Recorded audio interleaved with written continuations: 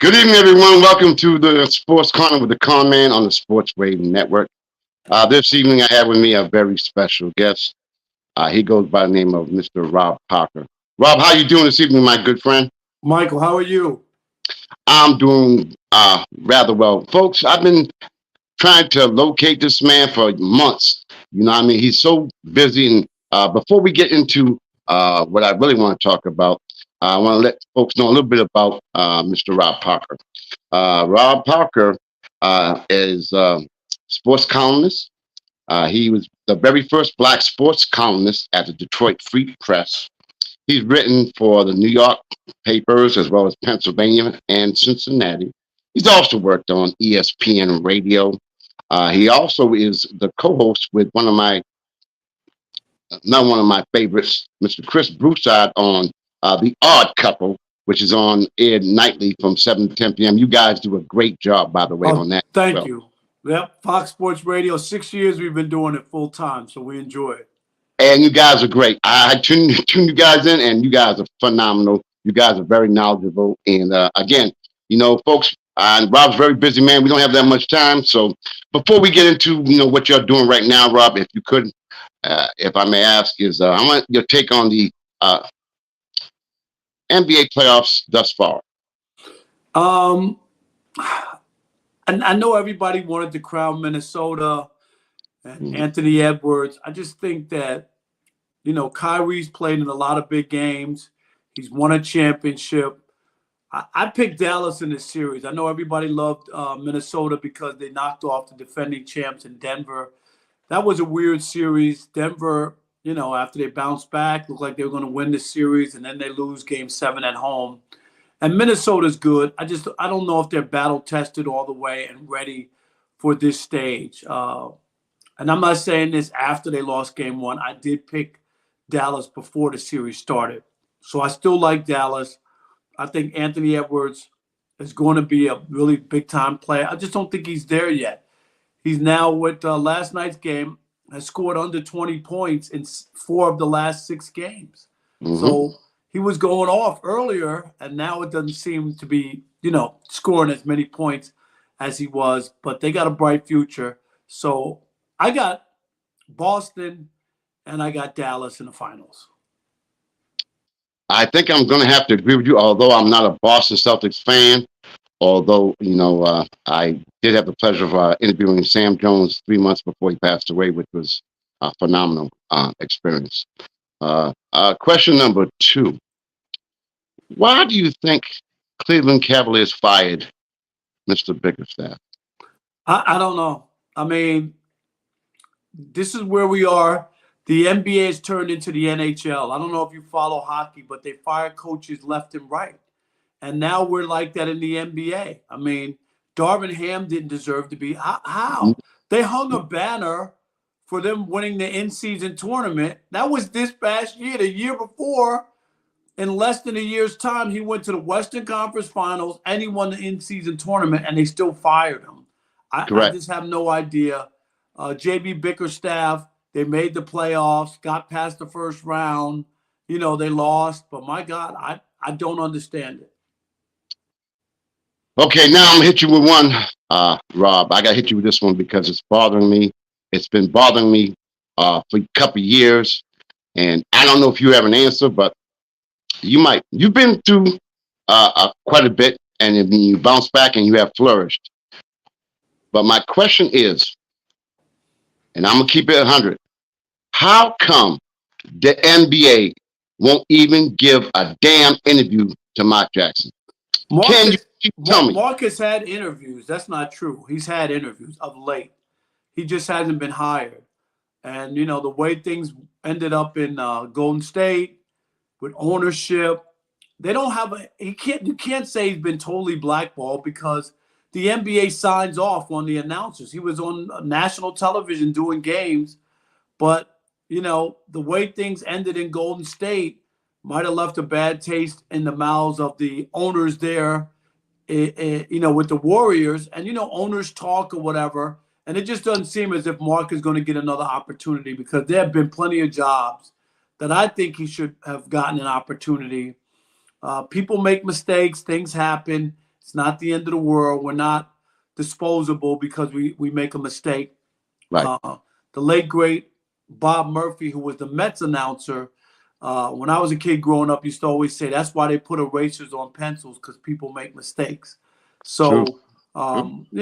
it's Mark should have an opportunity, but a lot of time has passed. I don't see where it's going to come from now.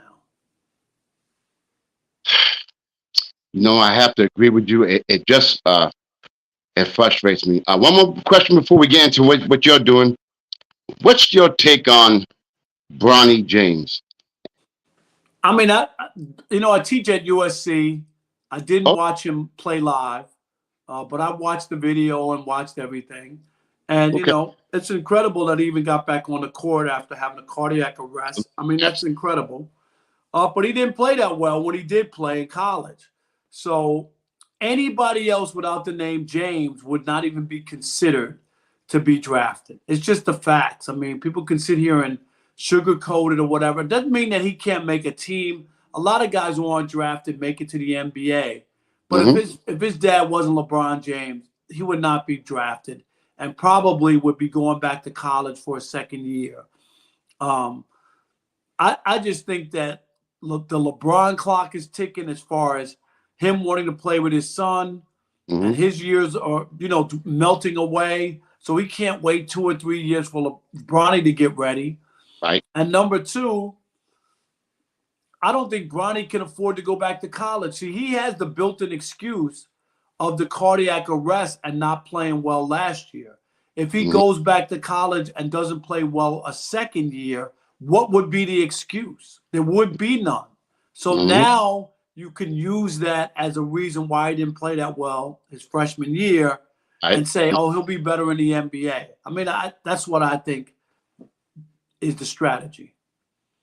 I have to agree with you again. All right, now, Rod, I know you don't have much time. Again, I appreciate you coming on my show. Let the folks and the viewers know because now we do have a pretty good wide base. Not like what you and Chris have, but we're getting there. So can you let the viewers know exactly what's going on in your world right now? Well, And let the folks know. I have two things. I have a website called MLBBro.com where we cover black and brown major league players. So that's players born in the United States who speak English and who are black or mixed with black. That's what black and brown is to us. So we cover them like a blanket. Last year we had a partnership. We formed a partnership with Major League Baseball. They love what we're doing. We're all over social media. Take a look. MLBBro.com. It's phenomenal. The players have embraced it, the black players in baseball. We have reporters all over. 4 years ago, we started with 14 people. We're up to 80, Michael, of Wow. black and brown guys and girls who are covering Major League Baseball. It's a beautiful thing. I get That, emails from college kids who say to me, hey, Rob, can you teach me how to cover baseball? So it wow. means a lot. Um, Wow. so, Oh, so it's that's going well. wow. It really is. And you're like me, an older guy. Yes. Baseball is a part of our DNA and a Right. part of uh, our culture. And every time people try to say that we're not baseball players, I just cringe at that because look at what we've done in the record books. Some of the greatest players who ever played the game were black, and it's our game. And I want you to know, a lot of people don't know, but there are a lot of young black players in the minor leagues, and they're on their way up. And there's going to be a resurgence of black baseball players. I say two of the top three baseball players right now are black. You got Shohei, of course, right? Who would be considered number one. He pitches and hits. But Right. you got Mookie Betts and Yeah. Aaron Judge. I mean, those that's two of the top three players are black in baseball. And Mookie Betts is incredible. He's having a Hall of Fame career. We know what Aaron Judge can do with the Yankees. So uh, check out MLBBro.com and support us if you can, and if you want to find out about baseball. The other new project, and you see it on my chest right here, Sports Rap Radio. On June 3rd in Detroit, I'm starting the first ever all-black sports talk radio station in the country. For a long time, we have been underrepresented in sports talk radio, even in cities that are predominantly black. About 4 years ago, the sports station in Detroit had zero black hosts on the radio. And that's in a city that's 83% black. They didn't have one black host Uh, doing a sports show in Detroit. And so that really got to me. And I thought to myself, we could sit around and complain and tell them that they ain't doing us right or they ain't going to hire us and make a stink, or we could do something. So me, BJ Armstrong, another guy named Mo Ways, who's from Detroit, and another guy named Dave Kenny have all band together to form this company called Brothers Broadcasting LLC. And we have put together this station, Sports Rap Radio. Go to our website, check out what we're doing, Sports Rap Radio Detroit. And we will launch on June 3rd and become the first all-black sports talk station in the country.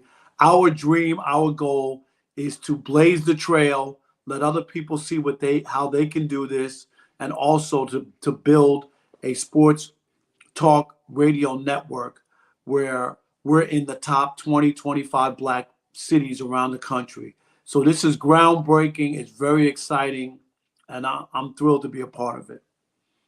well, that's something that's fascinating, and you just gave the reason why you guys are starting this up. But what gave you the intestinal fortitude to go with it?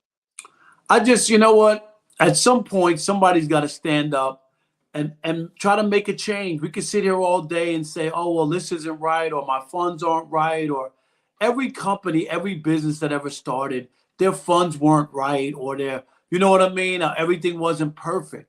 You have to be willing to fight for what you want. And I'm willing to fight, and my three partners are willing to fight for it. We know that it's going to be great for the city and even greater for the culture.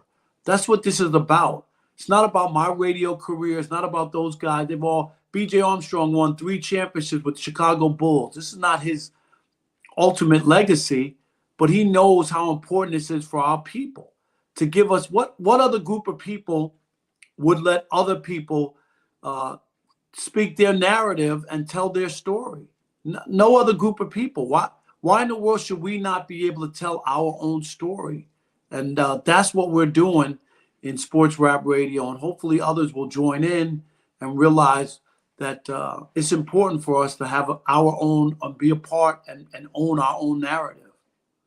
I agree in the fact that you got B.J. Armstrong, who's one of the most, I guess, widely recognized sports agents right now in Oh, the country. absolutely. So you know me, I do my homework. You know what I mean? So if you got some great people with you, and I know it's going to be very successful with your. Absolutely. Lindsey Hunter is going to do afternoon Oh, drive. oh man. Lindsey Hunter, who's a fan favorite from Detroit, playing for the Pistons. Uh-huh. And then I'm giving a lot of opportunities to guys. Lindsey's partner is a guy named Montez Allen, who's from Detroit, who's Okay. never had a radio show. He was a TV sportscaster in Georgia, but this is his first opportunity. So it's not just going to be where I'm only looking out for former athletes. We're going to give a lot of young people their first chances, their first opportunities to have a radio show. Michael, I'll tell you my story that in 1994, I was the first person ever hired on the Fan in Detroit, the first all sports station. And the Oh, first person ever hired was me. So here it is 30 years later. I want to give that same opportunity to young brothers and sisters to have the opportunity that I got 30 years ago in that city um, that started my career in radio and broadcasting. So it's special to me to be able to go back to Detroit and do it. and the thing too is that I've been a Detroit Piston fan from way back in the day, and my idol is Isaiah Thomas. I hope he hears this and maybe can contribute to what you guys are doing. Oh, he's already involved. Okay. He loves what we're doing. We text all the time. He's going to help us in any way he can. He's pledged his support. And on that Monday, June 3rd, of course, he'll call in. He'll probably be the first guest that we have on Wow. welcoming the station to the city. Wow. That is. Phenomenal. Rob, a lot of times when I have guests on, I usually ask them, you know, is there anything I left out? Is there anything maybe I didn't ask you that maybe you want to relay to the viewers? Or, maybe, I could have asked this, or maybe I should have asked this. Is there anything you have to let the viewers know? Because I know you got to go because you're so damn busy. No, Uh, only thing I would say is I want people to understand that don't be afraid to dream. Don't be afraid to step out there.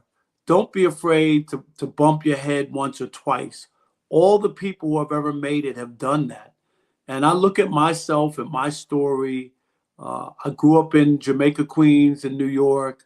In my neighborhood, um, everybody grew up with their mom and dad. I grew up with 11 guys in my neighborhood. My mom and dad were the only people who were divorced in my neighborhood.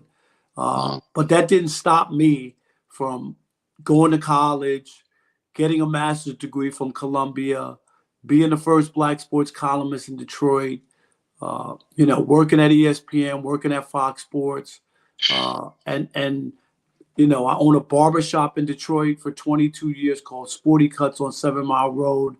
Started MLBBro.com, and now this radio station. So my point is, you might not have come from the most ideal circumstances, but it doesn't mean you can't achieve your dreams and goals. The reason most people uh, don't succeed in life is because they're afraid to fail. Don't be afraid to fail. Don't be afraid to try stuff. All uh, the great people in this world have failed before, and that hadn't stopped them. So that's my biggest message to all, especially the young people out there. Things aren't perfect. People look at people and think, oh, that was easy. That just happened to them, and they're lucky, and they had great parents, and they had money in their family, or whatever it is. Nobody in my family ever wrote for a newspaper, ever had a radio show, was ever on television. Nobody in my family other than me. And probably when I think about all the things I've done, and I tell you, being the first black sports columnist at the Free Press is one, but the other one was growing up in New York, reading the Daily News as a kid, and then getting a job at the Daily News in 1986, which uh, at that time was the largest newspaper in the country. I was 22 years old, and I got a job as a full-time sports writer at the uh, biggest paper in the country 6 months out of college. I hold on to those things.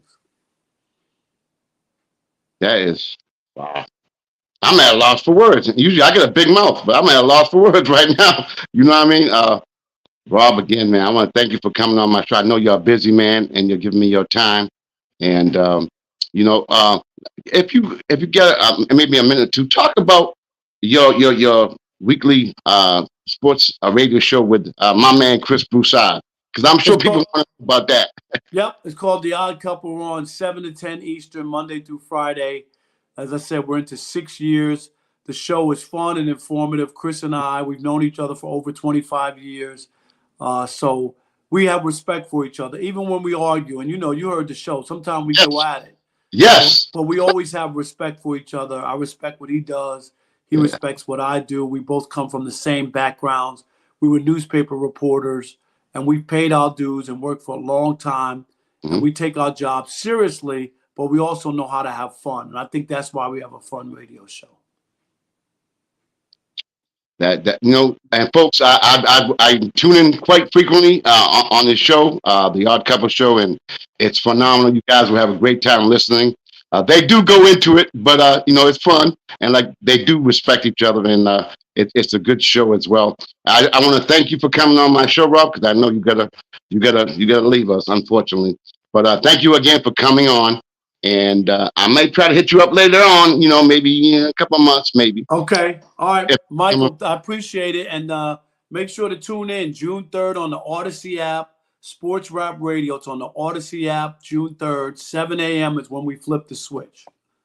Well, I'll be tuning in. Folks, tune in. You heard my man. Tune in. Rob, thank you so much. God bless. You too. Thank you. Appreciate it.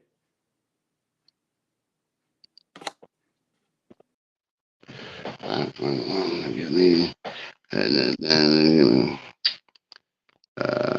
done. I got it. I did it. What's up, Conn? What's going on? We You there? still live. We still live, by the way. I ain't cut the feed I thought, okay, let me get back there. Let me get back here.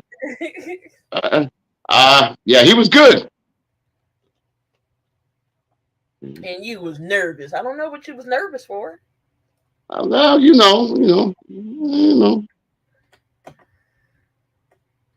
I had my boss got my back, so I was good.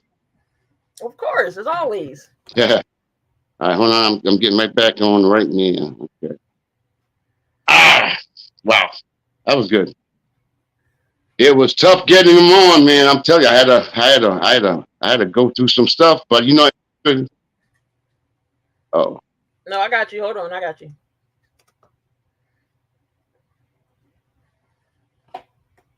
Now you muted. Go out and come back in.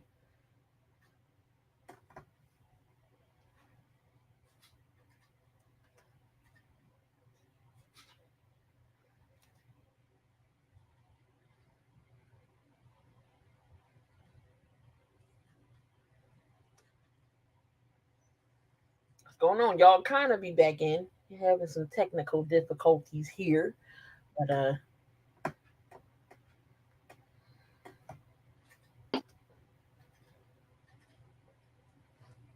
we good? here we go. We good. We good, folks. I want to introduce y'all to my boss, the one and only Key Williams, because without her, I would not be able to do any of this thing. So, with her support, I've been able to do the show quite a bit, and I want to give her roses and her flowers because I be calling her, hey, boss, can I do this? Sometimes you gotta accommodate your guests, and sometimes they don't qualify or they can't do the dates and scheduled times that I usually do my show. And she is always willing to accommodate me with my guests. And I always want to give you a shout out because without you, there'd be no me. So, folks, when you watch my show, realize it's not me, it's the boss, Key Williams. But No, now, it's you though, because you're the one that brings the guests. I just make it happen. That's all. yeah, you definitely make it happen. But now you know me, Key, because you and Coach got me started. Because folks, when I first started, I never wanted to make any complaints, and then they got me started. They cranked me up. Key and Coach cranked me up. So now I have no problem stating anything that I have a problem with. I have a problem with number one, and I spoke to Rob a little bit about it. How come these coaches are getting fired? I, it's the same. It's mind-boggling. Like, let's just talk about it for a second since you brought it Let's go. up. So let's take Frank Vogel. Oh, Frank Vogel, NBA champion, coach with the Lakers in the bubble year. Regardless if it was the pandemic bubble year, no people there, Lakers still did their job, got to the championship, and they won. correct. All right. So Frank Vogel, good coach. The next year, the Lakers didn't do too good. He got the boot. So he gets another opportunity with Phoenix. You would think, Mhm. all right, Phoenix, Kevin Durant, Booker, Right. good team. They set that, and then you got Bradley Beal. All right, a new big three. They set him up to fail. Mm-hmm. I don't care what nobody say. They set this man up to fail, Right. knowing they had no bench. You gave up everything for Bradley Beal. No bench, no depth pieces. So how the team supposed to perform when Kevin Durant gets a break? Who's coming in for him? Nobody. What about Nobody. Booker? Nobody. Bradley Beal wasn't there half the time of the season because he was hurt. We've seen this happen in Brooklyn. They supposed to be the big three, him, Kyrie, and James Harden. What happened? They wasn't together all the time. Right. So you can't blame Frank Vogel. This man was asking for a point guard. He was asking y'all for a point guard. Who did y'all go get? Royce O'Neal. Isaiah Thomas, who's past his prime. I Right. shout out to Isaiah Thomas for trying to get back in NBA. I don't Right. hate that, but this is what you give him when he's asking for a point guard? You can't blame these coaches on what the organization does, and they are the scapegoat. That's not their fault. That's not their fault. Key. JB Bickerstaff is another one. Which I Oh, fired this man for. He got to the Cavs back to back playoffs, regardless if they went to the championship or not. The key is to get to the playoffs, to get to the championship. Two and times. they lost their best player. and they lost Donovan Mitchell. Exactly. That's not his fault. No, But y'all gonna fire this man. But yet, coaches who still have a job, y'all still want to keep in the league. it makes no sense. And what you brought up about Bill, do you know he makes more money than Durant and Booker? I don't know if you knew that, but he does. Figure that out. And he might give you 20 games a year. And I mean, he had a great career at Washington, although they never went anywhere. But I mean, to go in new ownership, they wanted to take over, and they went and got Durant, and they gave up the whole ship. And then how do you expect to win when you give up the whole ship? You know what I mean? And as you can tell, the bench is a big factor in today's NBA game, especially the playoffs.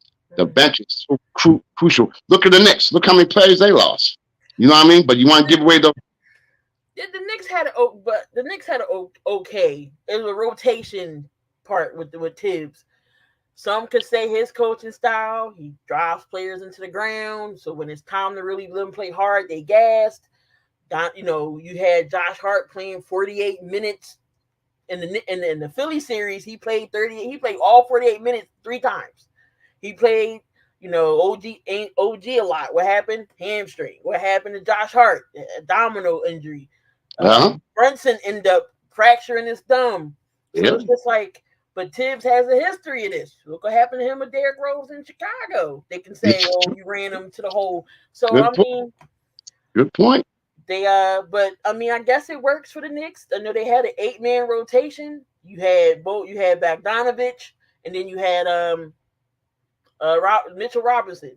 Yes, that was the 2 off the bench. They both got hurt, so they had to go deeper. Miles Bridges came up strong for them at times. Then you had Alec Burke, who came out of nowhere, was scoring points. Yes, another gem Philly let go and doesn't know what to do with him.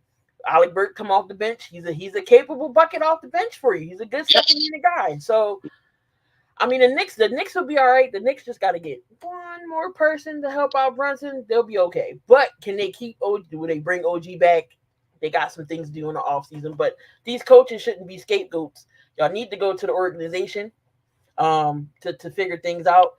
Now, Doc Rivers is another story in Philly. You already knew James Harden was going to get him out. But Doc Rivers is a different story. I feel like he don't develop the younger guys. He don't give them a chance. He likes to deal with the older vets who can't get it done. Like in that Milwaukee series, you gonna let a 39-year-old Paul Millsap get beat by Giannis instead of bringing somebody younger in. Paul Reed in 5 minutes already had like 2 blocks on him already and rebounds. But you want to keep old behind Paul Millsap in the game over somebody younger who can compete with Giannis. Absolutely. And Paul Reed is he went to DePaul, so I know of him very well, as you know. But I just don't understand why the coaches are getting the blame for it when they need to go to the upper front office and figure out why can't we bring people in here to make the team successful. It's not all the coach's fault. The coach's job is to develop the players, give them players to run the system, and they go out there and execute. The coaches ain't on the court playing. Not at all. They're not playing the game. So what do you expect them to do? And the fact is, a lot of coaches, as you know, the players are making 30, 40 million a year. The coach is making 5. You know what I mean? So when you're dealing with NBA ball players, you got a lot of egos you got to deal with. I think that poses as a major problem. And, getting back to the Knicks, I want to get your take on it because, I watch your show a lot. You and Coach, you guys do a great job. The Knicks have quite a few picks remaining this upcoming season.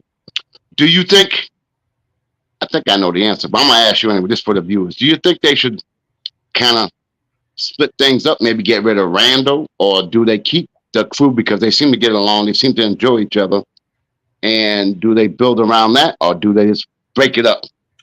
What's your take on that? I think you move Randall. You see how they played without him. I think they did really good without Randall. Maybe, give up, maybe have Randall be some draft capital for another superstar and a pick. And they're picking the draft, Maybe go after D. Mitch, who they should have gotten the first time, which Uh, I thought Donovan Mitchell was going to be a New York Knick, and then he yeah. went to Cleveland. So I mean, they still have a chance to get Donovan Mitchell because I don't think he wants to stay in Cleveland. Um, I would definitely try to move on from uh, Randall, get another person in there to help out Brunson so he doesn't have to have the brunt of the load. Just imagine a Donovan Mitchell and a Jalen Brunson, DiVincenzo. If you keep Josh Hart around, Isaiah Hartenstein is a very underrated center. He's very good. He can rebound. He can pass the ball. He can give you some points when need be. He has good defense. And Mitchell Robinson will be back healthy next year. Mitchell Robinson, I think, was the starter, so he'll probably go back in the starting role. Hartenstein and come off the bench, but they need a second star, in my opinion. So I think you try to trade Randall. I definitely agree with you. Now the talk has been they're gonna try to move Robinson and a couple of picks. I don't know if that's gonna materialize, but you know, again, because I got you on, and you guys know all your stuff.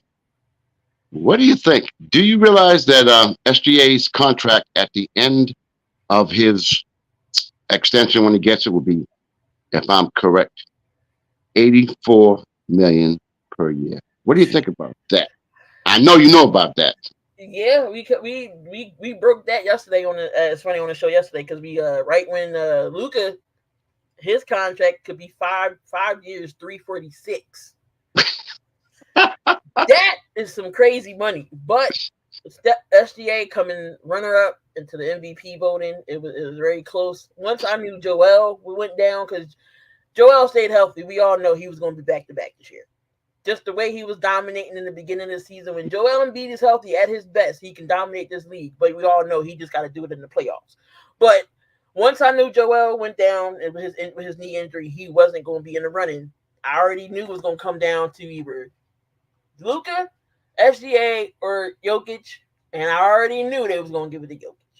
Either way, I mean, I get it. SGA's young guy. He took the Thunder to a team who hasn't really been winning for the past, years, them being young, and now they finally turning things around. Them picks finally is coming together for him. I knew he wasn't going to get it. Now, let's just say if Jokic, because the West was so competitive, you had three teams fighting for first place Mm-hmm. at the end of the season. I've never seen that happen before between Minnesota, Denver, and OKC. So I get why they voted Jokic. I get it. Jokic is one of the best in the game. Big man that can shoot, pass, and facilitate and rebound. So I get it. SGA is going to get his turn. He's not going nowhere. He's one of those bright guys that's under 25 that's going to be the best in his league. Anthony Edwards right now is the face of the NBA right now. But you can put SGA in there in that category. So get a Thunder this time. I already knew the Thunder wasn't going to make it past the second round. I said second round exit will be their go. But if they get another big, maybe they can move Josh Giddey. I think maybe they can move him somewhere or entice a big, draft a big. Maybe I don't know. I think they crazy part is OKC picks in the top 10 this year. Yep. I don't know how far Zach Edey's going to go, but that could be somebody they could draft, another big, put it on with Chet. We'll see. So Zach Edey could be a pick for OKC, but I don't know if he'll fall that far. That could be something. Put Giddy up on the trading block for big to go with OKC. Somebody might bite off of Josh Giddy, knowing somebody that needs a guard. So I wouldn't mind that. But the Thunder has a taste now in the playoffs. They know what to do now with that young core. Again, they just need another big. OKC will be fine. Maybe next year we'll see them get the Western Conference Finals and maybe further. But I already knew this was going to be their second round exit, going up against an experienced Dallas team with Luka and Kyrie Irving and those guys. And they just went to the Western Conference Finals not too long ago. So this is their second trip in 3 years. So Right. they had experience with them. So, I mean, it could have went either way that series, but I did have Dallas winning that series in 6. So I did as well, and the fact is, OKC, they also have quite a bit of money left remaining as well. I mean, they're not taking on big money. We know SGA is going to get paid. But other than that, I mean, you still got Chet on his rookie contract. So I mean, they can do some things in the near future. They're gonna be a team to be reckoned with. But now that I got you on, Key, let's talk about your 76ers. I What knew are you was they gonna gonna do? I've never been so stressed out over an off season in my life. I'm by the time the off season and the finals is over, and then you can really get to talking to people. I've never been so stressed out. I'm going to have gray hair by the time this over. So we already know what happened. First round exit. Joel Embiid wasn't all quite healthy, even though he got his knee injury. The thing with Joel is I honestly this year I honestly felt bad for him, but he actually went out there and still performed and didn't complain at all. Yeah. He had the meniscus in his knee. Mm-hmm. In my head, I think it was all mental for him because structurally, doctors and everything said it was sound. It was him that had to trust his knee, and I don't think that's what happened. He didn't trust it, so but he still played. And then he had the little spell of Bell's palsy at that. This Yeah. man got to come in and wear glasses because of the migraines and everything. His face was drooping a little bit, but he still Right. went out there and dominated. Gave you Yeah. the one game Tyrese Maxey took over, but he still was a threat. I actually felt bad for Joel this year, but we gotta do better. So I was expecting the second round exit, not the first round. I was expecting the second round exit, but the first round. Okay. But what needs to happen is Daryl Morey. It's the front office again. We got Nick Nurse. Nick Nurse did a hell of a job this year, in my opinion. Came in, developed players. The coaches like the staff. I mean, we got a good coaching staff. The players like Nick. The city embraced Nick. Daryl Morey's issue is he has to make the decision to bring some quality guys in here. Let's start with the starting five. So we had Tyrese Maxey, most improved, definitely improved from last year. First time being in the All-Star, I knew he was gonna get in. I knew he was gonna get most improved. Some people was like, "Oh, you should have gave it to Kobe White." Kobe White didn't do it consistently this year for me, so of course he was gonna give it to Tyrese Maxey. Right. He's still under 25. Speed, explosiveness, can shoot the three. He worked on his three all off season, so he's only going to get better from here. Yes. He reminds me of a young Allen Iverson with that dog mentality. Don't care who's up in front of him, big or not. He's going to go to the basket. He's going to attack you. And I feel like he's one of the players who don't get no calls. I don't watch the Sixers game or watch Tyrese Maxey go in there. The refs give him no calls. He gets beat up. That's why I said he reminds me of Allen Iverson so much. And then you got Joel Embiid. We already know Joel Embiid is the greatest big man right now in the NBA. If he stays healthy, that's his issue. He can't stay healthy in the playoffs. We already know that. So then you had Tobias Harris. The Sixers paid max dollar for, and he chose him over Jimmy Butler. Oh my God. He's finally going. The thing with Tobias is he had Harden, but before Harden even got there, it was Ben Simmons, it was Joel, it was Tobias Harris as this big three. We all know Tobias Harris can get you at least 20, 25 points a game because we've seen him do it. Yes. Harden comes in, he became the fourth option. He had to find his shot. But Doc Rivers ain't set up nothing for him because you got Tobias just sitting in the corner waiting to shoot a three. That's not Tobias Harris' game. Tobias Harris, he's a great perimeter defender. He's great in the post. Post people up. Get him some plays in the post to let him cook. But he just sitting there waiting for a shot. That's not his thing. So he had to find his shot. Again this year. I don't know why he couldn't find his shot. He was terrible. He was non-existent. He was terrible. He was out there doing cardio in game 6. He was doing straight cardio for 20 minutes. You get no points, 4 rebounds or so. What are you doing, Tobias? So Tobias Harris is now off the books. Bringing Kelly Oubre. One player that I was ecstatic for Daryl Morey this time was Kelly Oubre. Kelly Oubre, 20-point scorer off the bench, is a bucket. Great defender. If anything, Daryl Morey needs to re-sign him back. And then you had Nicholas Batum, who we got with Harden when we traded. We got Robert Covington.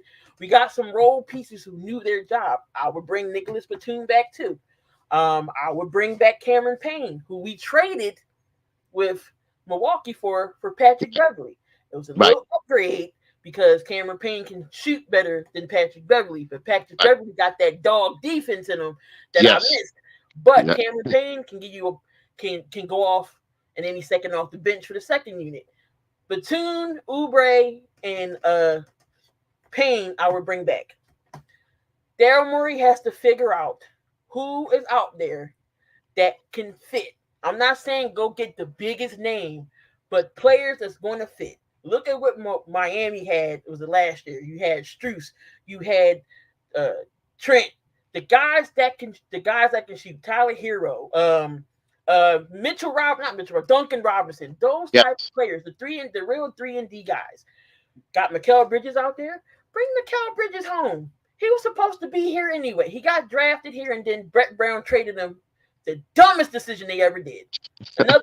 Y'all know I'm a Villanova guy. You know I'm a Villanova girl. Villanova is my team. I Right. watched the 3 Villanova kids together. That's with the Knicks, Hart, DiVincenzo, and Jalen Brunson. Watch them in college. I know their game. Watch Mikal Bridges in college. I wanted Mikal Bridges here. Bring Mikal Bridges to Philly. Perfect fit. Alex Caruso is another guy.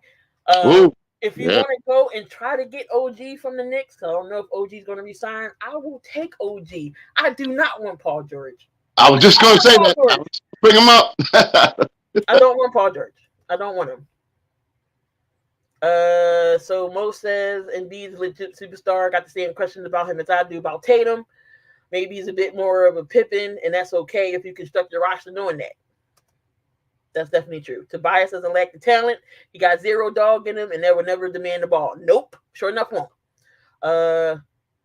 Payne is a younger version than Patrick Beverly. And then the Sixers wasted so many picks. We did. I'm not even going to tell y'all how many. We picked Ben Simmons over Jason Tatum. Imagine that. Imagine that. We picked Markelle Fultz over De'Aaron Fox, Donovan Mitchell. The best pick we had was Tyrese Maxey. Oh yes, definitely. Now, do you think Philly's window is closing, or maybe it's still open a little bit? Or But we sitting here wasting Joel Embiid's career because exactly. honestly, I do not know how much longer he has, especially with the injuries and the knees. The thing with this is what Philly needs to do. Joel needs to know he has to. Joel can't get in shape over the summer because he's too busy resting from his injury that he had in the regular season in the playoffs. Right. So he can't get in shape. So by the time the season starts, he's out of shape. It takes him a couple of games to get in the game shape. Right. So if Philly had a backup center, which I was upset that they didn't get Andre Drummond back, but Chicago, for whatever reason, thought they were going into the playoffs, do not want to give him back to Philly. Andre Drummond is a perfect backup. He can get you rebounds out the butt. He's a rebounding machine. He can pass for a big man. He can get you points as well. He's a great defender. Perfect for Joel Embiid. Joel Embiid can sit down. I agree. Joel Embiid can sit down and rest. He doesn't have to have all that. He doesn't have to be so, of course he's going to be dominant. He doesn't have to do so much if he gets the proper rest and conditioning. So you get a good quality backup so Embiid can sit down. When we up by like 50 in the fourth quarter, Embiid can sit his ass down and the backup can come in and Joel can rest. I'm with you. He can't do that if he doesn't have nobody. Paul Reed's not a 5. He's more of a 4. He's a stretch 4 because he's working on his 3-point shot. He's not a 5. Right. So get out and go get a backup and get quality bench players for the bench. Because when we got to sit these guys, who are we bringing in? You're bringing people off the street in the high school, in the pickup gym, in the middle schools. That's who's on our bench. That's not going to do us anything when the starters sit down. So Morey just has to figure out who is the best to fit. We're going to have money. Tobias Harris is off the books. We're going to have enough to sign Maxey to a max deal and have money left over to spend. Perfect opportunity to get some players in. Morey, don't go for the big names. I mean, if you really, I know some people might be opposed. I wouldn't mind getting a Trae Young. He wants out of Atlanta. Just think about it. He's a true point guard. Maxey can go to the two. Joel Hmm? can do what he do, and whoever else they decide to bring in. If you want to re-sign Oubre, put him back as a four, get you a three and a power forward, a four. That's a Hmm. perfect lineup right there with them three. If Maxey got to sit down, Trey can can do what he do, dish it to Joel, 2-man game. It'll work. I wouldn't mind a Trey. I wouldn't mind it. You know, I you just know, don't want Paul George, but it might be happening. yeah, I heard it works. I like the fact that Trey Young, but he led the league in turnovers for a second consecutive year. So we got to be mindful of that. But I mean, he is a very good facilitator. I mean, he can distribute the ball, he can shoot, and I think he would be a better fit with Maxey than he is with Murray right now. So I wouldn't be upset with that pick. Now, if you don't want Paul George, you said who you might be interested in, but do you? Because I'm telling you right now, I've been following the NBA draft for a long time. I can't name 10 players in the NBA I draft can't. I upcoming. can't either. I can't hold you, I Connor. I can't. can't either. Larry, Mo, Curly, Neal. That's all I know. I mean, you know what I mean? I don't know anybody. You know, you got Eddie, Shepard from Kentucky. I don't know. So, with this year's upcoming NBA draft, here's what came up. I want your take on this one. First of all, I'm going to screen a little bit. What's up with Mr. LeBron James? This will be coach number 11 that suddenly disappears on his watch. And of course, he is not claiming any responsibility. I think he should be held accountable because we all know he does have some juice. And we all know he does want to play with his son, Bronny. And on Stephen A's show, he did mention the fact that Jeannie Buss told him her main priority is to make LeBron happy. So I know you heard that. So my take is number one, LeBron is not being held accountable and he's staying away from it. Now I was hearing the fact that since there's not a good upcoming draft, that the Lakers might, and we know how that's going to go. They might draft Bronny. I think they have the 17th pick in the first round, if I'm correct. I could be wrong. I think I'm correct. But anyway, I know so the Sixers got 16, so I don't know who's after. I think, and you know who else got them before? The Celtics. I'm hearing the Celtics may go and get Bronny. But anyway, who knows? It's all hearsay.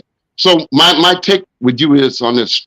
If you were the Lakers and the upcoming draft is minimal to say the least, would you go and take a chance on Bronny since after pick number what? 3, 4, you got the whole Three Stooges or whoever else is left in the draft.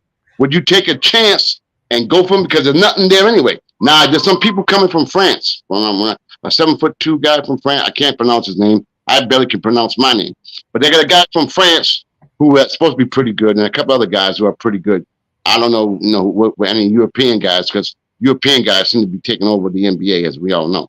So, what would you do if you? I know you're a Philly fan, and it would be, uh,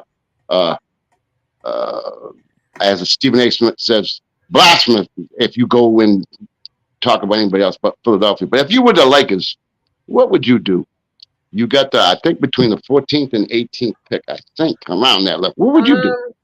Honestly, I would not take that chance on Bronny. Bronny even said, I mean, he would love to play with his dad, but that's not what his focus is on. And they had some of the scouts. They didn't name the scouts, but they did a scouting report on Bronny, and it ain't looking great. He still has issues with being I think they said he's more of a shooting guard, not a point guard. Like, he still has to learn some things. In my opinion, Bronny needs to go back to college level, and develop there.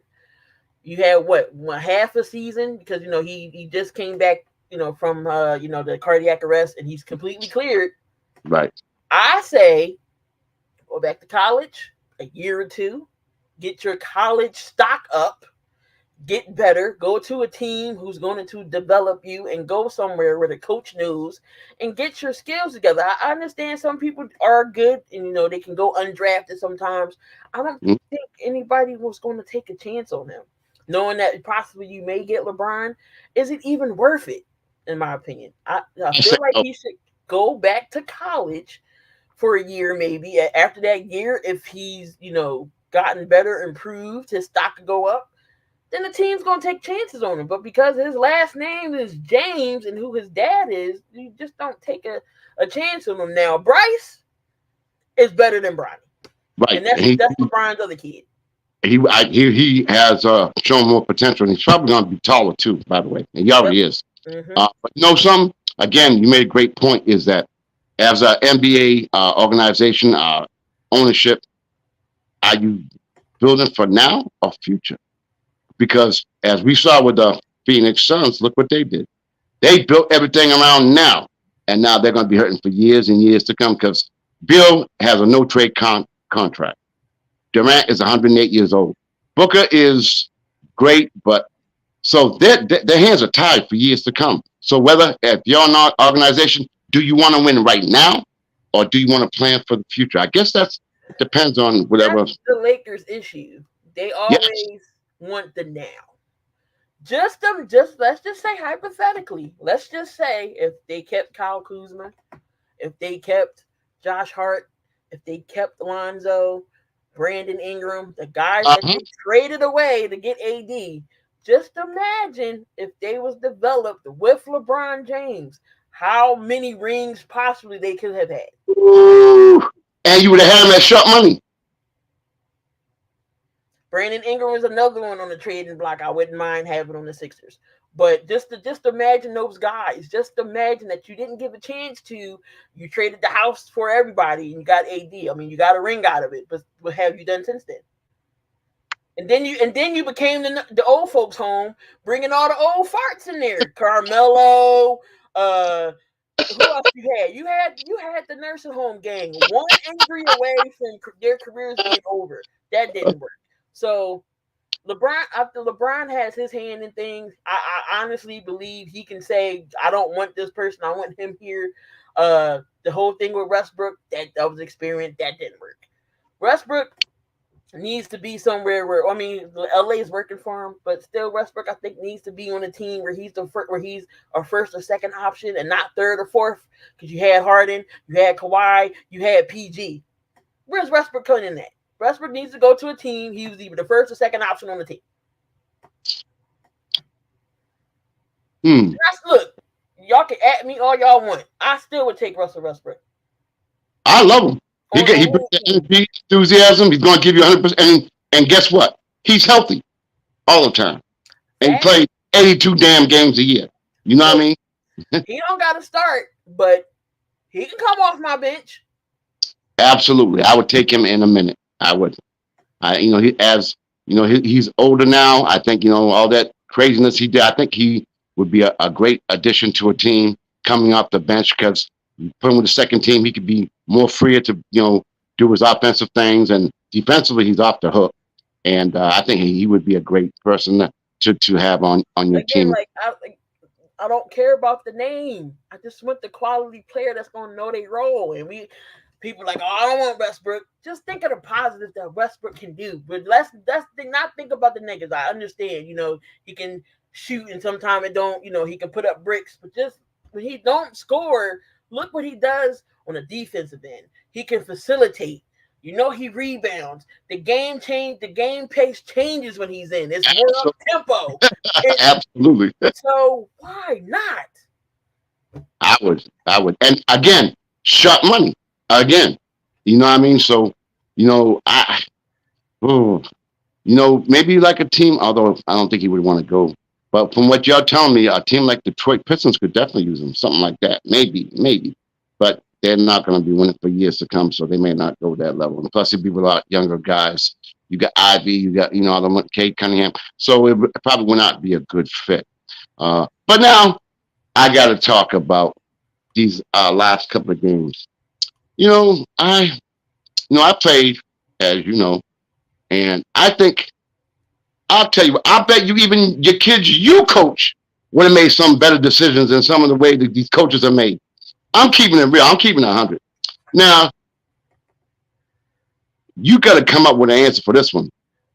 If I'm up by 3 points and there's maybe like, 5 seconds left to go in the game, I'll be damned if I'm going to let them take a 3-point shot. I'm going to foul them and let them go to the line and hit 2. Why would I? But some coaches, unfortunately, I ain't going to say no names, but we already know who he is. They do not prefer to foul. And to me, that is totally ridiculous. I want you to be devil's advocate. Explain to me why they wouldn't do that. I know, especially Jaylen Brown. He the last person I want to have the ball because, like I said, when he's hot, he's on. Maybe they was thinking a chance he wasn't going to make it, but in that instance, I wouldn't. As soon as the ball's inbounded, I'm foul. Absolutely. You got to beat me from the line. You're gonna have to beat me. You're gonna have to beat me from the line. If I'm up 3 with 5 seconds and you have a shot to tie it to go into overtime, you're going to beat me from the free throw line. Okay. You're going to have to force me to but I'm not going to give you a wide open 3 and have a chance to go in. No, I'm not going to do that. All right, Coach Williams. I'm going to call you Coach Williams right now. I got the ball. I'm having a hard time putting the ball in play. Now, I could call a timeout and take the ball at half court, but I decide not to. And I'm going to throw it in my back court. If you throw it in the front court. You throw it in your back. Look what happened to my boy Isaiah when he threw it in the back court. And what happened? Larry Bird stole it, gave it to DJ. We don't have to go there because I get stressed out with it. But anyway, what I'm talking about is things of that nature. It's common sense. Basketball 101. And these players, now, I don't know. If I get the ball, I'm having a hard time getting it in. Timeout. Coach, timeout. I'm not saying my organization, but I feel like so for my my little Rugrats, I only get I only get 3 timeouts per half. Right. So I got to use my timeouts. I don't care about the first half. That second half, when the game is intense, I don't want to use all my timeouts. I don't want to burn them. Right. For instances just like this, well, we was down 1 with 11 seconds before, I had one in the chamber. I had one in the chamber in case I had to use it. But don't blow for your timeout so much. You got to at least try to save some in case of instances like this. You get fouled, you make a timeout, you can advance the ball half court instead of going the whole length. Now in that instance, now you all right, so I'm at half court and I can't get the ball in and I got to go to the back court. I'm going to have people going to be on you. Defenders are going to be on each other. Again, you got to have common sense to know, oh crap, I got 5 seconds. After that 3rd second gets in and you have a mental clock in your head. Because you're not going to see the ref doing this. So you got a mental clock in your head. 1 Mississippi, 2 Mississippi. Absolutely.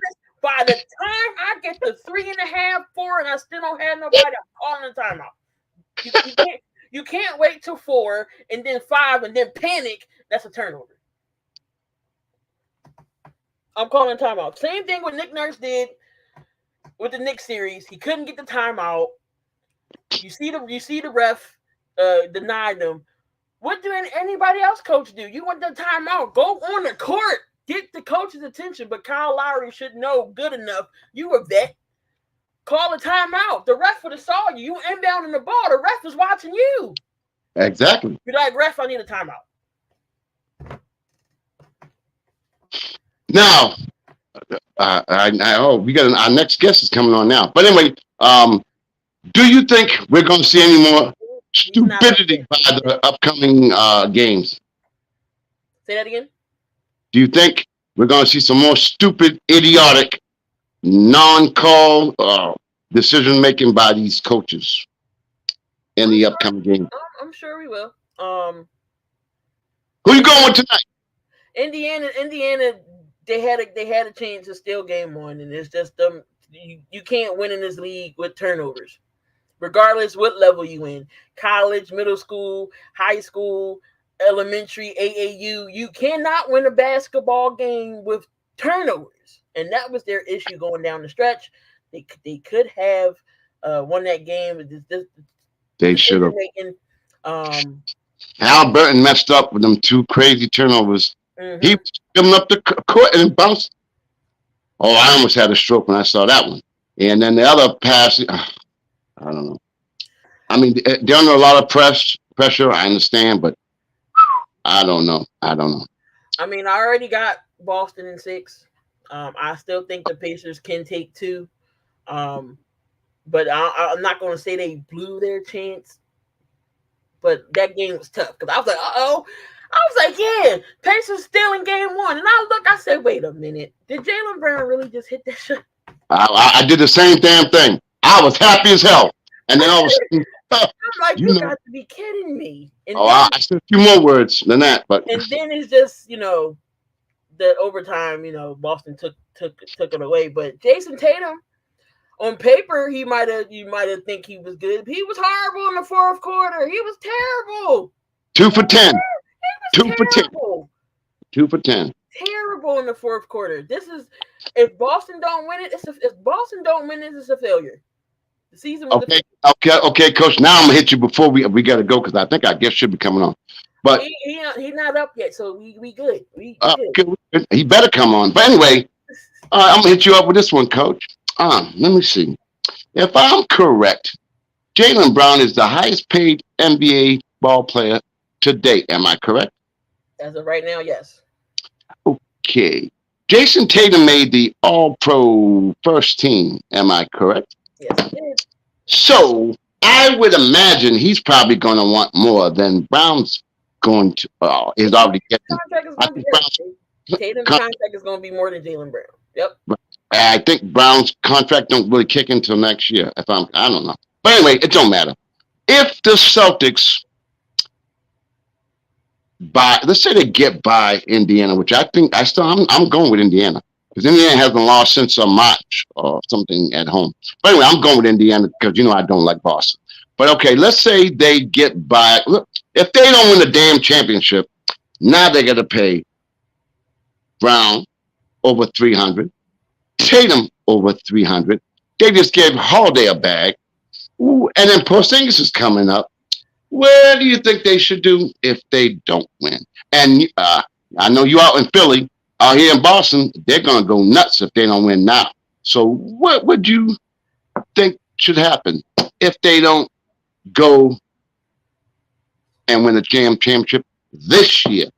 I think Joe Mazzulla is going to be gone. There's something about Mazzulla. I don't know. I don't know. It's just something about him rubs me the wrong way.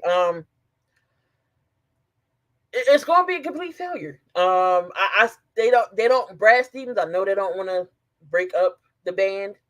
They want to keep Tatum together, but I think they pay him. They're gonna pay him. They're gonna keep him there. I just don't know what it's going to take for Boston to get over the hump if they lose. I don't know what is it going to be because Jason Tatum didn't come to play. This happened the last time he was in the playoffs. He was non-existent in the fourth quarter. Yes. The fourth quarter is what wins games. Whether it's conditioning, whether it's you taking advantage of the team, whether it's you scoring more points. The fourth quarter is always the quarter you want to go your hardest on. Because either game's going to be on the line or you got to come back from behind, but you cannot be 2 of 10 in the fourth quarter. Exactly. That's what Dallas finally smartened up, and they saved Luka to the fourth quarter to let him. And you see what happened last night. So they smartened up. They let Kyrie do his thing in the first half. Luka can get some rest, and he'll take over the second half, and then they always can go back to Kyrie, which is a great thing as well. Now, we talked about the Eastern Conference. And now let's talk about the Western Conference. We got, Dallas. I'm sure a lot of people had Minnesota. And now we said, well, not you and I, but people were saying, Ant is the next coming of Michael Jordan. I don't think so. But I think he might end up becoming the face of the league. But he showed some wrinkles in his armor, which is normal. He's a young kid. He's only 22 years old. People put too much pressure on these young players. So I think he'll learn from this experience because, as you know, a lot of teams have to go through adversity. You look at the Lakers; they had to go through the Celtics. The Pistons had to go through the Celtics. Celtics had to go through the Lakers. And it just seems Chicago had to go through the Celtics. Chicago had to go through Detroit. It's like the only team that I can remember is Golden State didn't have to go through all that trouble. You got to go. Most teams have to go through adversity, so they learn how to win. You know what I mean? So I don't know if Minnesota's ready yet, but I think because of their experience, they're going to be a good team to be dealt with. Dallas is relatively young. They made a great move during the All Star break to add some height and some length and defensive play. So I'm going with Dallas, and unfortunately, I'm gonna say it quietly. I think Boston's going to. Anyway, so I think it's going to end up being Dallas and that team from Boston area. But anyway, I'm gonna be my picks. I think Dallas may win it all. Okay. I really do. Like I really do. their team isn't bad. Like Daniel Gafford is very underrated, another underrated Yes. guy. I liked him when he was in Washington. He was good in Chicago. Defensive presence. He can get you some buckets when need be. PJ Washington, when he's on, he's good. Then they got the kid Lively on the rookie. He's so Yes. in Denver. I mean, Dallas. They and then plus you got Kyrie and Luka Doncic. So I mean, it's very well possible. But I'm still gonna go with Minnesota and Boston in the finals. Okay. Okay. Okay. I still think Minnesota. I still think I think that series is gonna go 7. I think it's good. It's great to see, and Ant's going to bounce back because what usually happens when you have a bad game and whatever. And he hasn't got over 20 points in his last 4 games. I don't know if you know that. So he's going to break out. It's going to happen, no doubt about it. I think Towns will play better, but there's some guys who have gone AWOL. I don't know. They're on I don't know, milk cotton bottle or cotton, whatever. Just like Denver. A couple of their guys. I don't know what happened. Porter and I don't know what happened to them. Sometimes when it comes to real important games, some people tighten up and they don't play well. But I think that Dallas, they kind of have the experience, and then if all else fails and it comes to the fourth quarter, you got Kyrie and you got Luka. And Luka, as you know, he's a bully. He's slow as hell, so he's going to dictate the flow of the game. Mm-hmm. And then you got Kyrie, who's a circus act. You don't know what he's going to do. He can. It don't matter how tall you are. He going to do his thing. So if they can get to the fourth quarter against I don't care who, it's going to be ugly. Now the Celtics have Brown and Tatum, and they got a great bench. And if Porzingis comes back, nobody's talking. Out of that whole Boston squad, nobody's talking about Derek White. Derek White, phenomenal defensive player. I'm telling you, when he came from San Antonio, I didn't think he was that good. Damn, was I wrong. All he had to do was cut his hair because he had to let that go. Yeah, he kind of like Bozo the Clown. But he could. Damn. Anyway, he's proven to be a very valuable player. He can score. Look at Holiday, 28 the other night. They have a bench that can score, but what they do, they sacrifice for the betterment of the team. You know what I mean? And when Porzingis comes back, they're going to be a tough team. And then you got Pritchard. He's a dog. Still got old man Horford still scoring. He pisses me off. That dude killed me from the corner. Every time it looks like it's going in. Philly should have kept him. Now that would have been the guy for your Philly team if he stood there. But anyway. But that didn't work because Doc Rivers didn't know how to use him. Yeah, I agree. Brett Brown. I forget who had him. But anyway, he wasn't used right. But yeah, the Celtics are tough. And of course, they're deep. Their bench is deep. And I got a question for you. Okay, hit me, boss. Who was the most disappointing team for you in the playoffs? Most disappointing. Of course, everyone's going to say Denver. But I know that's not what you're going to go with. So let me see. Milwaukee injuries. West. I'm going to have to go because of expectations. You got to go with the Phoenix Suns. Oh, yep. I said that last night. Yep. I would think it would be Phoenix Suns because of the expectations. Uh, they got the Three Stooges. I figured that, there would definitely be a team to be reckoned with. But, I think as a total, the Three Stooges, they only played like 25 games together for the whole season. That's not going to work. Just like the Brooklyn Nets when they had the Three Stooges, and they didn't play many games together. You got to develop, camaraderie. You got to develop a system. They can't do nothing. They ain't cap hell. They can't I do know. And they're stuck. I don't know what they are stuck. So to answer your question, I'm going to have to go with the Phoenix Suns because of their expectations, the money. Again, Bill's making more money than Booker and Durant. And he played like 20 games, 24, whatever, and he averaged like 8 points in the playoffs. So, they're disappointing, and obviously the Clippers are always disappointing because somebody's always hurt. You can never get again, Kawhi, the other knuckleheads, they just don't seem to be playing together because they're always injured. So that's why it's so crucial to have a decent bench because that's what the league provides of. So anyway, while Key's doing her thing, I can talk. Me, I got a big mouth. But looking forward to tonight's game. Again, I think the Celtics are going to lose. I think Indiana's definitely going to win. I think they know how to win. People say, well, that their season's over now because they should have took that one. But all they got to do is win one and go right back in the end. They get the home court advantage. But getting back to what we're talking about, T, is I would say Phoenix Suns. And very disappointing. And the thing about it is the outlook doesn't look much better for Phoenix. The other team like OKC, you can see progress.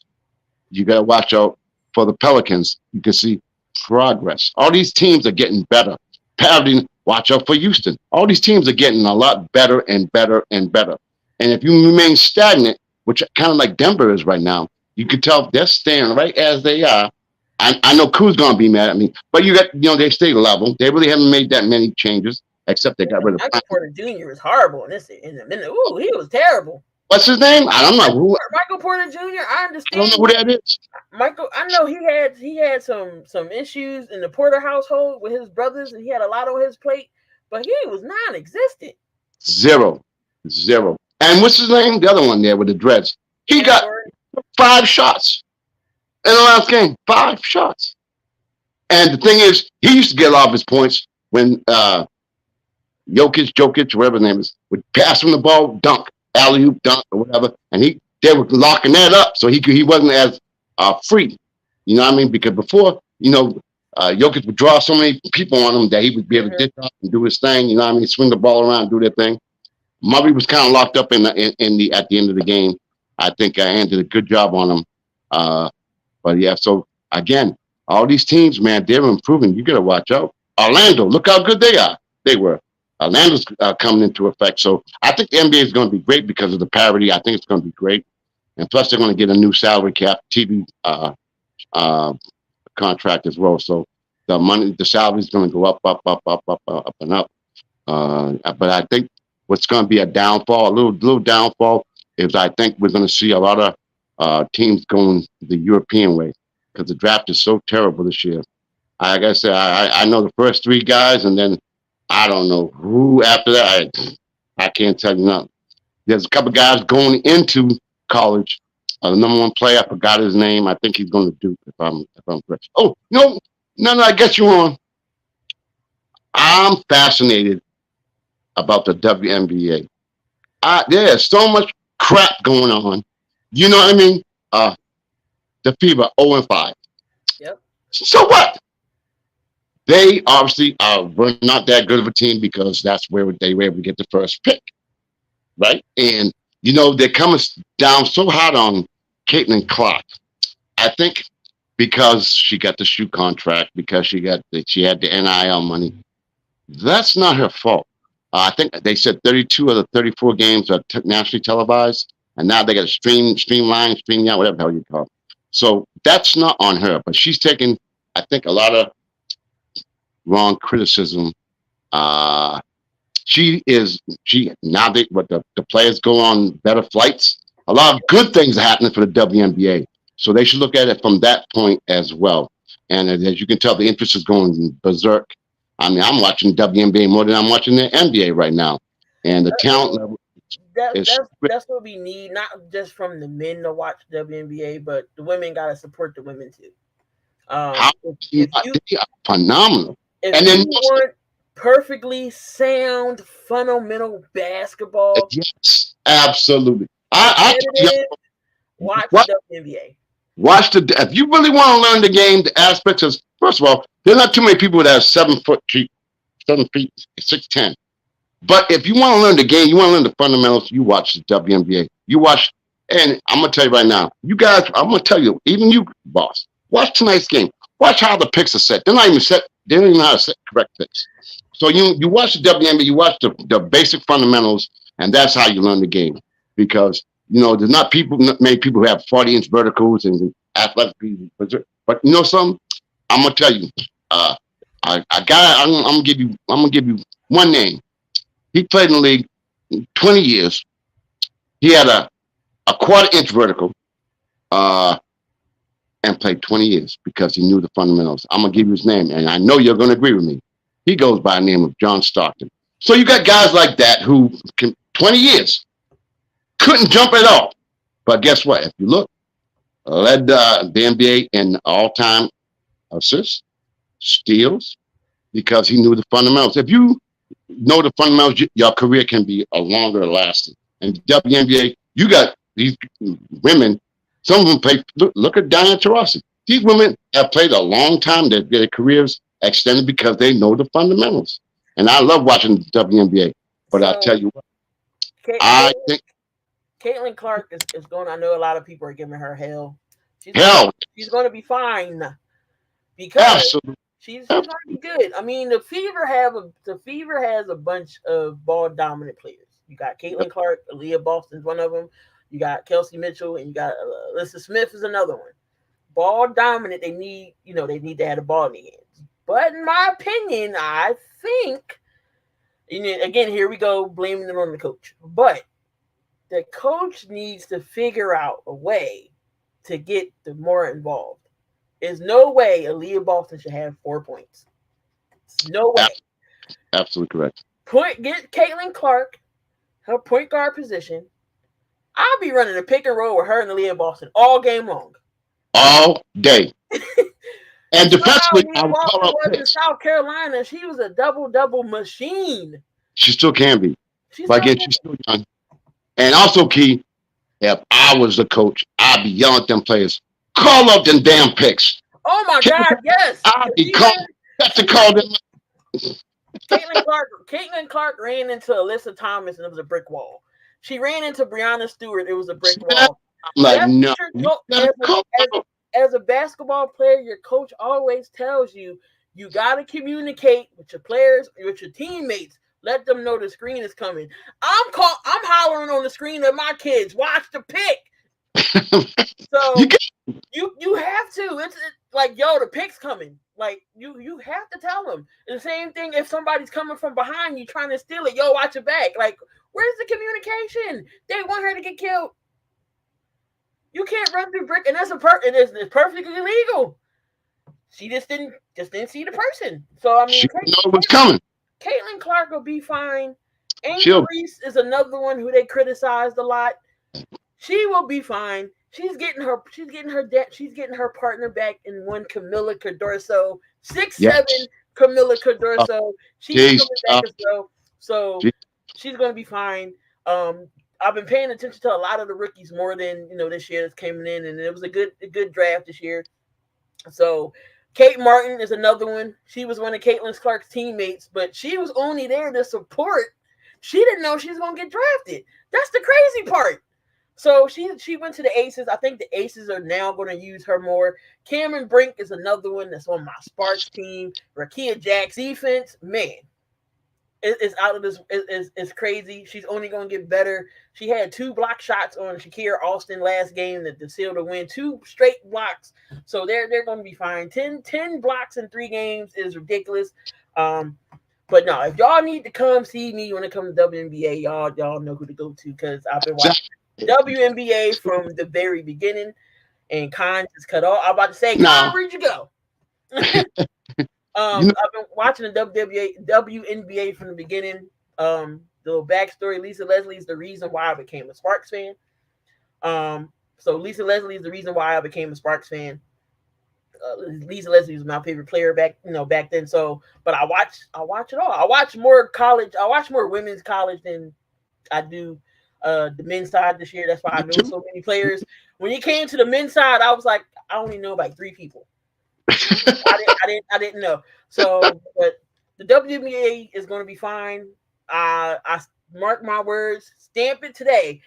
What's the day? May 23rd, 2023 at 6:22. Remember, I said this. By the time Juju Watkins comes into the WNBA, she will be the first player to have $1 million contract.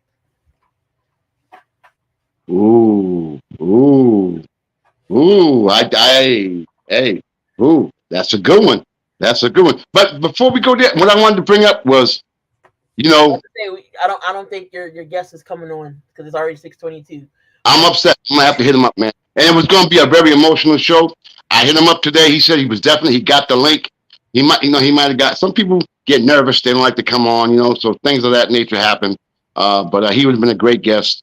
For those folks who don't know, it's supposed to be Nathan Victor. He had a major heart transplant.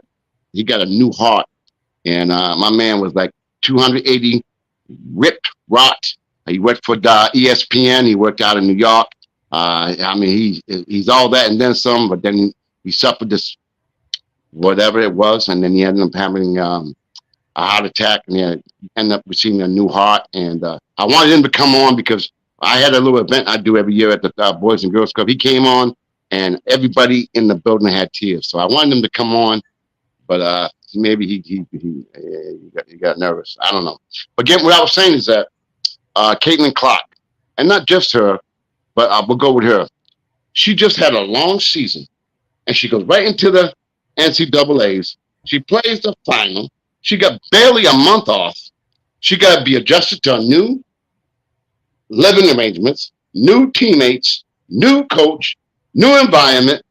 The WNBA is way more physical, and people expect her to take over and get 40 points. It's not like that. Plus, she got a thing on her back. You know that. These players are they're gonna give her. She's gonna get everybody's best. You know what I mean? And she's tough. She's a tough cookie. I'll tell you, she's tough.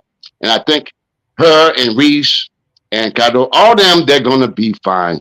They're just gonna have to, it's an adjustment period, just like college to the NBA. First of all, you're dealing with all professional athletes. College, you got some good, some not that good. WNBA, they're all good. They're all there for a reason. So again, she also has to get accustomed to the players she's playing against. She got to watch film. It's a process. That's the only thing about WNBA that they kind of have to work out.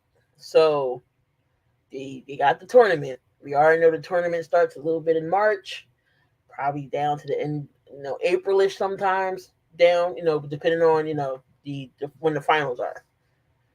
Then right after that, it's the draft. After the draft, they go 2 weeks in the training camp. Preseason, the season starts. So when is she going to have time to adjust to the game? None. By during the games. So you have to learn on the fly. You learn on the fly. You know how hard that is?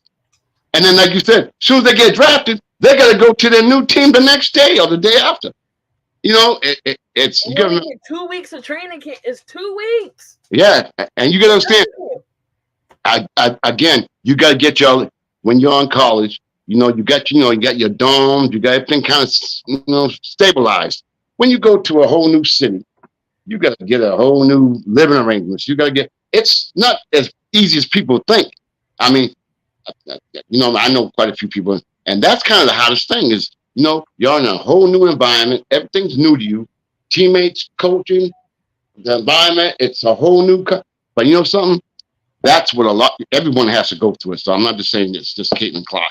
They all have to go through this period, and they're all going to end up being fantastic players for years to come. And I think the WNBA is growing leaps and bounds. I think the salary is going to go up, to be more commensurate with not NBA, but they're going to be making some very good money, and the TV contracts are going to go up, and the true contracts are going to go up because they was upset because I guess Kitten's the only one that got a shoe deal. Although I heard somebody had a shoe deal. Asia Wilson got a shoe deal. Asia Wilson. Okay, good. So, hey, the Aces they lost last night too. That surprised me. I was shocked. Kalia Copper. She went off. Dropped 38. I wonder where she from. Oh, I know where she's from. The great Celia, Philadelphia. Philadelphia's own. Like you didn't know that, right? Like you didn't know that. But you know who else went off? Who's one of my favorite ball players? I'm telling you right now. I like watching Deanna Taurasi because she got that swag. She got that gangster. Her passes, and I like watching her play. But you know who I really like? I'm gonna tell you right now, and I know you're probably gonna say, "What's wrong?" Jewel Lloyd. I like the way she looks, just like New York City. She looks like one of them. In my opinion, here's another rule I think should change, and it goes for the NBA as well. So MVP, right? It means most valuable player, right? Yes. Why does it have to be because you're on the best team? If you lead in the league, let's say you lead in the league in points, but you're on a poopy team, they mean to tell me you're not going to get MVP because you're on a poopy team? Jewel Lloyd last year led the league in scoring, but Asia Wilson got it because she's on the Aces. You know what they say, though? If you're on a losing team and like a Jewel Lloyd, or I'll give you another example, Charles Barkley, when he was playing, the teams were so bad that they figured, well, Jewel Lloyd, because the Storm ain't that good, that she's probably taking almost every shot. You know what I mean? It's like Pistol Pete when he played in the NBA.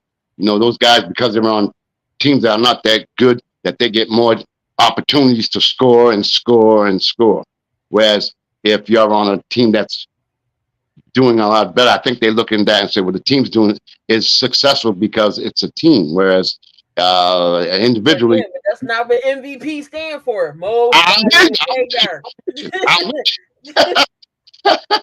We're not doing MVT, most valuable team. We talking about players. I'm with you 100%. I'm with you 100%. I am with you 100%. But unfortunately, my guest didn't come on. Very disappointed. But I'm glad Rob Parker did come on. So that was great. But when you do podcasts like this, Kia, sometimes things work out, sometimes they don't. I spoke with him on text not too long. He said he was all set, but sometimes people get, they get shy or whatever. So I don't know. But once we get down here, I will contact him again, and we'll go from there. But I thank you for coming on as well. And folks, Key is so damn busy. She's doing like 800 things. I don't know how she does what she does. But is there anything else you want to talk about while we got a couple minutes here, I guess? Just make sure y'all tune in every Thursday and Friday with Conn. Like I said, it's not just a sports show. Sometimes, he does talk about other life things, just like last week. He had a guest on that had prostate cancer, and I know that's really big when it comes to men, and y'all stubborn men don't like going to the doctors for nothing. Yes. Right, so that was a good, lesson for everyone, especially the men, especially men of color. Y'all don't want to get tested, and don't want to go to the doctor. So prostate cancer is big when it comes to men, one of the biggest killers for them, for y'all. So definitely get tested. Shannon Sharp didn't know he had it until he went to the doctors. Right. So he's in remission for it. So it's important, that you guys definitely get checked. So make sure y'all check that out. That was last week. So again, Conn just don't do sports things. He wants to impact on life, daily things too. So he'll have some entertainers and things in here, but they serve a purpose. But I do have a show outside of helping Conn in the background. 7,200 seconds with me and Coach Dante. I started 7,200 seconds in the pandemic. When we ain't had nothing to talk about and we couldn't do nothing, and sports were shut down, so we had to figure out something to talk about. So I started right as it was coming, everything was coming back together. We started talking. Coach wasn't there in the beginning with me, but after he came in and we got to talking, and we've been inseparable ever since. So, but we're almost at 100 episodes. We got 10 more to go. We at 89. Right now we're on Wednesdays. Usually it's on Tuesdays, but right now Wednesdays working for us. 100 episodes are going to be big. We're giving away stuff, so we're going to give a jersey away of y'all anybody's choosing. So if you're that number one pick, if you get picked first, you'll get a jersey of your choosing, whether it's NFL, NBA, whatever jersey of your choosing. You're going to get second place. We're going 3 drawings, so you get the jersey, a 7200 seconds T-shirt, and a hat. So 3 lucky contestants could win. So y'all just make sure y'all tune in for that. Watch the social medias. I'm everywhere. I'm key in the building on all platforms: YouTube, Instagram, and X, Twitter. Key in the building. I'm not hard to find. We're on the Sports Wave Network as well. I do help out with another network, Integrity as well, formerly Sports Empire. So I help over there too. So I am everywhere. I'm a person of many hats. Yes. You need me to come on your show, I have no problem working with others. So I'm always around. You can always hit me up. But the 100th episode is going to be special because we hit 100 episodes. We're going to have guests on that come up and talk to us. You can talk around with sports questions. Going to have some games or whatever. Talk about which moments that was special because Coach, he goes off at any time and rants about any old thing. So anytime. It's plenty of memories and moments up there. So so it should be fun. We should get 10 more episodes. So I'll say sometime maybe June, July-ish, possibly we'll hit that. So the summertime will be the best time to tune in. But it's every Wednesdays right now. The time varies, but if you want to check us out, 7200 second podcast. Oh, well, what it's funny how I came up with the name. So I had to think of something catchy and something that has some meaning. So usually we try to go 2 hours. 7200 seconds is 2 hours. Wow.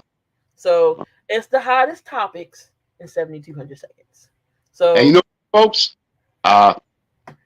Coach and Key, they get along so well. They disagree, but they get along so well, and it's a great show. They're very informative, and you guys will not be disappointed. I tune in as much as I can because they're very knowledgeable and they get into it. But it's very entertaining, and you guys will not be disappointed. We talk about everything but hockey. Oh, hockey. I do gotta put out a plug though. If you are into hockey, you need to go look at my guys, Evan and Pavel, 2 guys in Hockey Talk. They are the men. They are the guys when it comes to hockey. I was on their show. We was talking about Philadelphia Flyers. I was on their show, and them 2 are the best when it comes to hockey. So 2 guys in Hockey Talk is where you want to go to for all your hockey needs. So yeah, that's the only thing we don't talk about on the 7200. We don't do too much hockey. So we NBA, MLB, we'll do boxing, we'll do wrestling, we'll do NBA, NFL. So we do everything but the hockey. So, but 2 guys in Hockey Talk is the channel, is the show for y'all to go get your hockey needs. So those are my guys. Tell them Key sent you if you're in the hockey. Again, Key, I want to thank you for allowing me to do the platform that I do it on. And as you said, it's not just basketball. I try to, do things that make an impact. And without your efforts and Jake and Cool and Coach Dante, you guys have, I feel like we're a family, and you guys have been so great to me to allow me to do the things that I do. And I just want to give you. Got your own merch. I'm still waiting for mine. Oh, you're gonna go there. I'm giving you right now. You're gonna go there. This come. All right, folks. I think it's about that time. Thank you for tuning in to the Sports Wave Network and my show, Sports Corner with the Conn Man. And I'm honored to have my boss, Key Williams on the show with me as well. As you can see, she's very knowledgeable, and I owe her a debt of gratitude for doing what she does. So y'all need to tune in to the Sports Wave Network, not just for my show, for all the shows that go on, because they're a bunch of great people, and y'all need to tune in and get some information. I gotta get ready for summer league. Oh, hey, now, hey, if you want my advice, it's gonna cost you now. You know what I mean? All right, folks. Thank you for tuning in. Again, stay tuned next week. We're going to have a great show next week as well, Thursday and Friday. I'm not going to tell you the guest yet, but hopefully it's somebody very helpful, and hopefully they'll make an impact. I want to thank you guys for tuning in. I don't know how many shows I've done, but it ain't nowhere near 100. But anyway, hopefully we'll get to that level. And again, boss, I want to thank you for coming on my show. And hopefully we can get Nate to come on, because he has a story to tell. It's very emotional. Hopefully he'll be able to come on. Maybe something happened, things happen. But again, I want to thank you, Key, my boss. And folks, tune in next Thursday at 5 p.m. And we'll have a very special guest. Thank you for tuning in. God bless, and go Pacers. Have a good night. Thank you, Key.